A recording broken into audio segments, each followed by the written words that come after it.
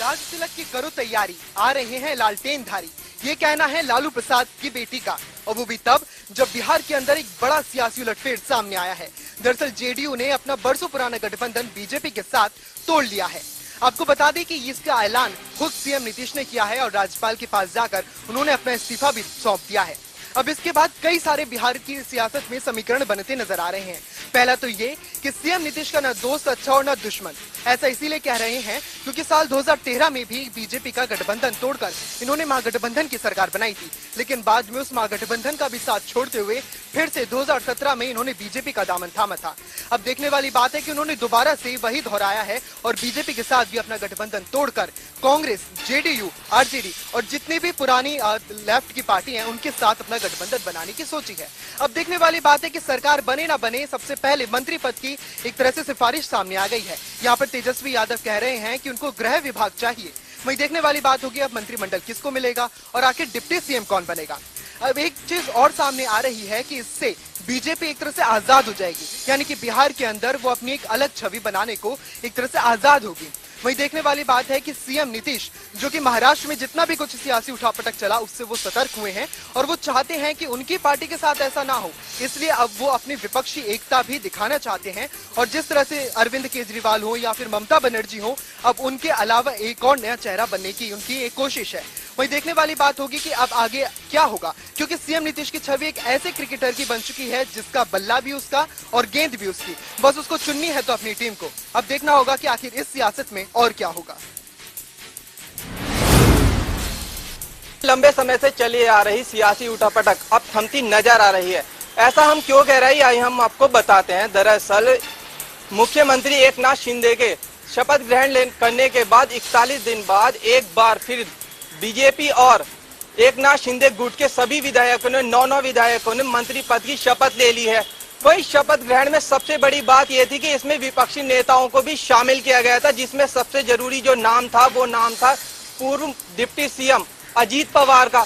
देखने वाली बात ये होगी कि क्या ये सरकार चल पाती है या नहीं, या फिर जो बिहार में देखने के लिए मिला वो हमें महाराष्ट्र में देखने के लिए मिलेगा, क्योंकि राजनीतिक गलियारों में ये खबर बहुत तेजी से वायरल है कि जो बिहार में हुआ वो महाराष्ट्र में भी देखने के लिए मिल सकता है। हालांकि ये तो समय ही बताएगा कि गाड़ी कितनी दूर तक चलती है या पहले ही वो पंचर हो जाती है। बिजली संशोधन विधेयक 2022 लोकसभा में पेश हुआ और जिसके बाद से ही केजरीवाल और साथ ही 27 लाख बिजली कर्मचारी ये मांग कर रहे हैं कि ये संशोधन नहीं होना चाहिए। अभी केवल संशोधन की जो अर्जी है वो लगाई गई है, जिसके बाद से ही विपक्ष लगातार विरोध करता हुआ नजर आ रहा है। आपको बता दें कि आखिर इस चीज में है क्या है ये बिजली संशोधन विधेयक, जिसके तहत सभी विरोधी दल जो है वो अब एक्टिव हो गए हैं। तो जिस तरह से हमने देखा कि दिल्ली में हमेशा से ही फ्री बिजली दी जाती है, गुजरात में भी अब केजरीवाल सरकार ने ऐलान कर दिया है अगर सरकार बनती है तो मुफ्त बिजली दी जाएगी। अगर बिजली संशोधन विधेयक पास होता है तो उसमें प्राइवेट कंपनियों का हक ज्यादा होगा, जिसके बाद जो भी आपको मुफ्त बिजली मिलती है वो नहीं मिल पाएगी, क्योंकि टैरिफ प्लान जो है वो खुद प्राइवेट कंपनी डिसाइड करेगी कि आखिर किस तरह से टैरिफ प्लान होगा।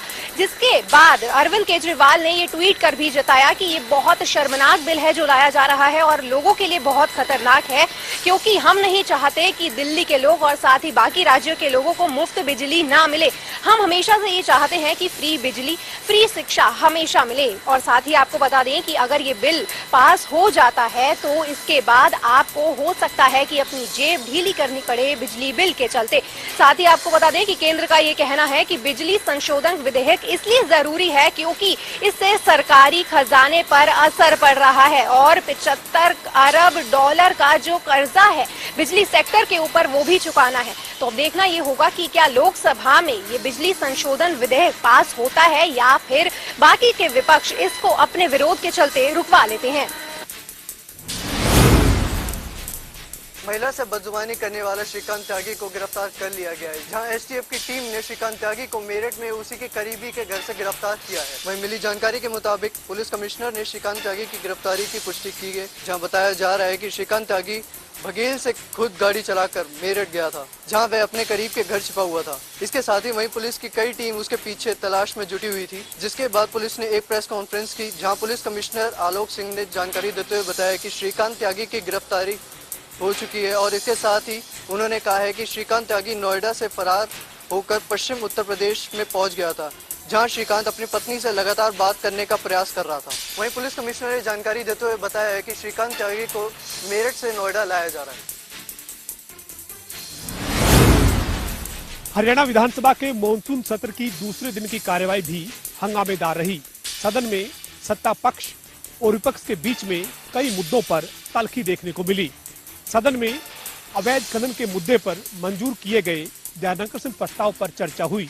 इस दौरान सरकार की तरफ से खनन मंत्री मूलचंद शर्मा ने जो जवाब दिया उससे विपक्ष असहमत नजर आया।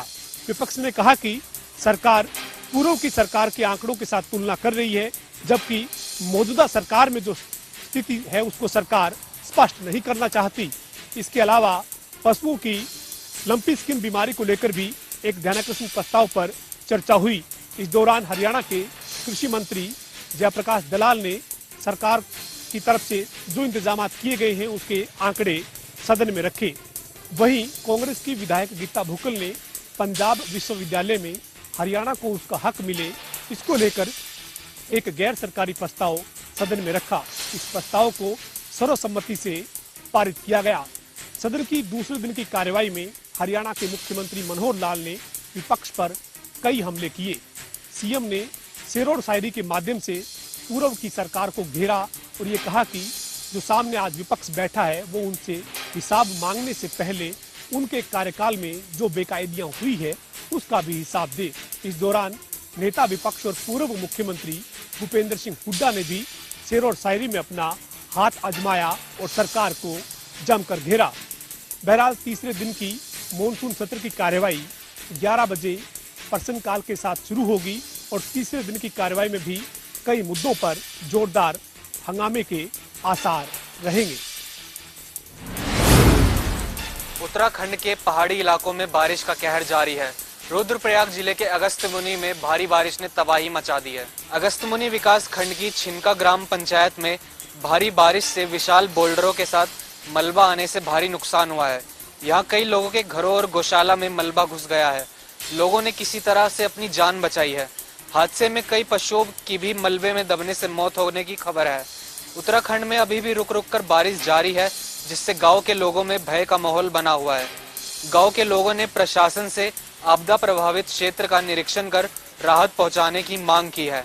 आपदा प्रबंधन की टीम गांव में राहत और बचाव कार्य में जुटी हुई है। उत्तराखंड के रुद्रप्रयाग में सोमवार से हुई देर रात से हुई बारिश ने जमकर तबाही मचा रखी है। कई लोगों के आवासीय घरों में पानी घुस गया और सड़कों में भी मलबा जम गया है, जिससे कई सड़कें बंद भी हो गई हैं। जिले के आपदा प्रबंधन अधिकारी ने बताया कि देर रात से हो रही बारिश की वजह से कई बस्तियों में मलबा आने से भारी नुकसान हुआ है। उन्होंने बताया कि कई लोगों के खेत मलबे और पानी की वजह से कट चुके हैं। उत्तराखंड के रुद्रप्रयाग में हुई तेज बारिश से काफी तबाही मची है। गांव के लोगों को काफी दिक्कतों का सामना करना पड़ रहा है और उत्तराखंड की कई सड़कें भी बंद हो चुकी हैं। महिलाओं के प्रति रेवाड़ी पुलिस कितनी संवेदनशील है, इसका पता इस बात से लग जाता है कि एक नाबालिग छात्रा के साथ छेड़छाड़ करने वाले आरोपियों की गिरफ्तारी के लिए उसका पिता दर दर की ठोकरें खा रहा है, लेकिन उसके बावजूद भी मुकदमा दर्ज होने के 2 माह बाद भी आज तक आरोपियों की गिरफ्तारी नहीं हो पाई। अगर नाबालिग छात्रा की माने तो वह 12वीं क्लास की छात्रा थी और जब वह घर से स्कूल जाती थी तभी गांव के कुछ युवक उसके साथ अश्लील हरकतें करते थे। लगातार इसकी शिकायत पुलिस को दी गई, लेकिन पुलिस ने कोई कार्रवाई नहीं की। ऐसे में पीड़िता ने खुदकुशी करने की सोच ली और उसने अपने एक हाथ की नस काट ली। ऐसे में तुरंत इसकी सूचना पुलिस को दी। पुलिस ने आनंद फानन में अस्पताल लेके गई, वहीं तुरंत इसका मुकदमा भी दर्ज कर लिया। लेकिन आज 2 माह बीतने के बावजूद पुलिस ने किसी भी अपराधी को गिरफ्तार नहीं किया है। पीड़िता का कहना है कि वह पढ़ाई छोड़ चुकी है, स्कूल के नहीं जा सकती क्योंकि उसको भय है कि अपराधी उसके साथ रास्ते में फिर कभी ना कुछ कोई घटना कर सकते हैं। अभी जो है पीड़िता अपने घर में ही रहने को मजबूर हो चुकी है।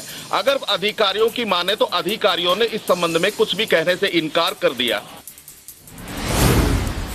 गोहाना की पुरानी सब्जी मंडी के पास बने कूड़ा डंपिंग स्टेशन आसपास की कॉलोनियों के लिए बना परेशानी का सबक। हर समय लगे रहते हैं कूड़े के ढेर। आपको बता दें, गोहाना की पुरानी सब्जी मंडी के पास बने कूड़ा डंपिंग स्टेशन पर हर समय जो है कूड़ा फैलने की वजह से जो है आसपास की कॉलोनियों के लिए परेशानी का सबक बना हुआ है, जिसके चलते वहाँ के रहने वाले लोगों को काफ़ी परेशानी का सामना करना पड़ रहा है।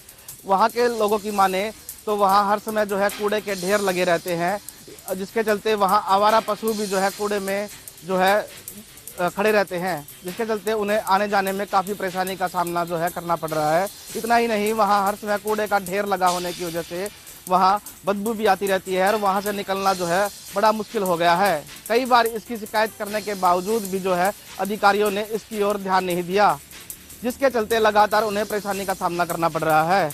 अब कॉलोनी वासियों ने जोर शोर से यहाँ से इस कूड़े डंपिंग स्टेशन को हटाने की मांग की है। कॉलोनी वासियों का कहना है कि कई बार शिकायत करने के बावजूद अधिकारी उनकी ओर ध्यान नहीं दे रहे।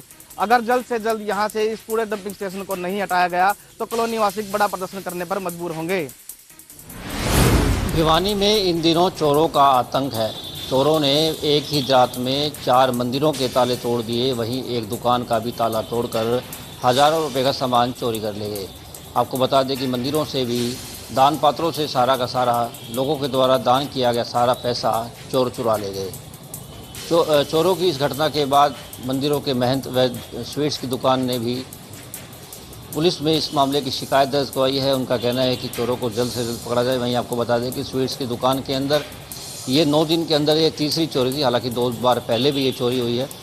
दुकानदार का कहना है कि बार बार चोर उसकी दुकान को निशाना बनाते हैं। वहीं पुलिस का कहना है कि मामले की छानबीन की जा रही है और सारा का सारा मामला सीसीटीवी फुटेज में भी दर्ज हो गया है। पुलिस मामले की जाँच कर रही है। 30 दिन पहले हुई तेज बारिश के कारण नारनौल हलके के गांव सिंघवार राघो में इस कदर पानी भर गया कि अगर हम यहाँ के हालात देखें तो बड़ी ही दयनीय है। यहाँ के सरकारी स्कूल में भी पानी भरा हुआ है।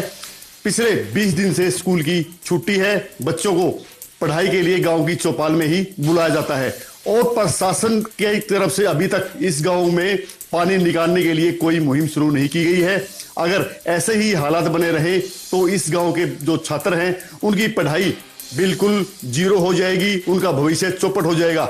यहाँ पर ग्रामीणों ने कहा है कि वो प्रशासन और सरकार के जो नेता हैं उनके पास जाकर गुहार लगा चुके हैं कि उनके गांव के स्कूल का पानी निकाल दिया जाए, लेकिन उसके बावजूद भी यहाँ पर प्रशासन आंख मूंदे हुए पूरा नजारा देख रहा है। वहीं ग्रामीणों ने चेतावनी दी है, अगर जल्द ही प्रशासन ने कोई कार्रवाई नहीं की गई तो वो सड़कों पर बैठकर आंदोलन करने के लिए मजबूर होंगे।